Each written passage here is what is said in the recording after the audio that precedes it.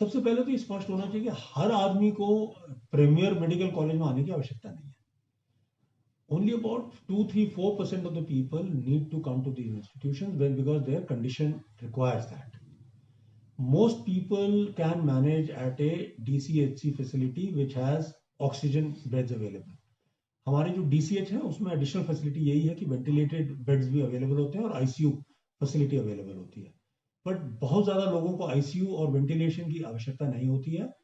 आज की डेट में हमारे पास पर्याप्त ICU बेड्स भी हैं और वेंटिलेटर्स भी अवेलेबल हैं, जो अभी जितने हमारा पेशेंट लोड और केस लोड है. हमें जो ज़्यादा ज़रूरत पड़ रही है वो नॉर्मल एक ऑक्सीजन, क्योंकि ये एक वायरस ऐसा है कि ये आपका ब्रीदिंग सिस्टम को इम्पैक्ट कर रहा है. तो आपको आर्टिफिशियल ऑक्सीजन से थोड़ा सपोर्ट कुछ समय के लिए चाहिए होता है, जब तक मेडिसिन अपना काम करें और आपको वापस इंडिपेंडेंट ब्रीदिंग जो है आप उस स्टेज तक पहुंच पाए. तो वहां पे हम लोग CM साहब ने भी अनाउंस किया है और हमारे भी प्रयास रहे हैं कि जहां संभव है उसको सप्लीमेंट किया जाए. चाहे वो परौर में 500 बेडेड फैसिलिटी की बात कर रहे हैं, चाहे वो मंडी के खलियार में 200-250 बेडेड फैसिलिटी की बात कर रहे हैं, चाहे ऊना के हरोली के आसपास 100-200 बेडेड फैसिलिटी की बात कर रहे हैं, वॉकर हॉस्पिटल शिमला में 100-150 बेडेड हॉस्पिटल की बात कर रहे हैं.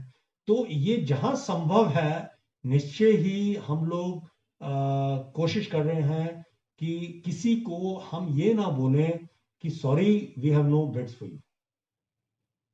सरकार का यह प्रयास है अगर किसी को आवश्यकता है ऑक्सीजनेटेड बेड की तो उसे वो उपलब्ध करें. निश्चय ही माननीय मुख्यमंत्री महोदय के साथ प्रधानमंत्री महोदय की काफी विस्तार से चर्चा हुई थी, जिसके बारे में माननीय मुख्यमंत्री महोदय ने हमें भी अवगत करवाया.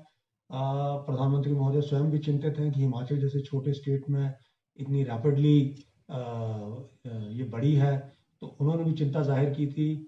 और इसी परिप्रेक्ष्य में जो लास्ट कैबिनेट मीटिंग हुई उसमें ये निर्णय लिए गए जो आज की डेट में यहाँ पे रिस्ट्रिक्शंस लागू हैं. रिस्ट्रिक्शन पहले भी थी, उन्हें काफ़ी और बढ़ाया गया, स्ट्रेंथन किया गया.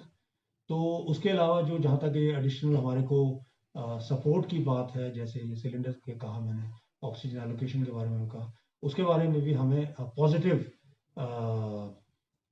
रिस्पॉन्स मिला. और उसी की एवज में मैं कह सकता हूँ ये जो अभी हमारे सिलेंडर्स और ऑक्सीजन कॉन्सेंट्रेटर्स जो आए हैं, ये इमीडिएटली उस चर्चा के बाद ही फर्स्ट खेप जो है हम तक पहुंची है और हमें आशा है कि इंस्टॉलमेंट्स में आती रहेगी.